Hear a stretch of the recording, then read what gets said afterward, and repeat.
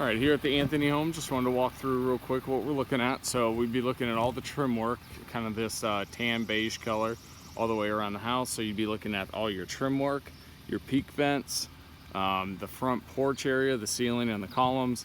You'd be looking at all the fascia boards, so all of this here. You've got your soffit and trim boards behind downspouts, against the brick here. So all of that kind of stuff would be included in the pricing of the paint job. You can tell that the paint job has definitely aged. You may have only gotten one coat, or when it was last painted may have only gotten one coat.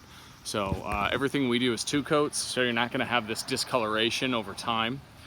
Big concern areas obviously would be, you know, areas like this where we want to make sure that we scrape and we prime and we get all of these areas here sealed up, so that this compressed board, this smart trim board, does not swell up. And I'll show you that on the other sides of the home here. So you've got around the house, you've got some peeling on the front porch, or the peak vent area, that we'll need to scrape and prime.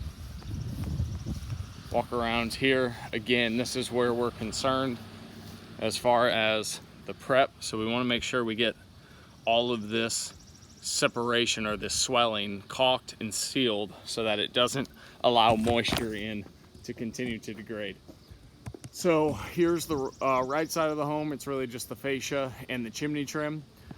You've got some chimney trim that is kind of pretty degraded here, so probably want to look at getting the faces, and I'll quote it multiple ways, getting the faces of the chimney all the way up, the 25 foot or 30 foot or so, all the way up on the chimney replaced.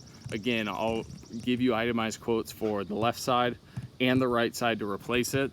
And then I'll also price it for the upper trim on the cap up here, the upper trim there, to be replaced as well, because that looks like it probably needs to be replaced as well. So walk around to the back side here real quick. And the back is pretty straightforward as far as the trim work is concerned. You've got the gutters, downspouts, trim work on the back. So you can see all your vertical trim pieces. Really just want to focus again on making sure we caulk all of these joint lines, making sure we paint all the trim boards even underneath the back door here.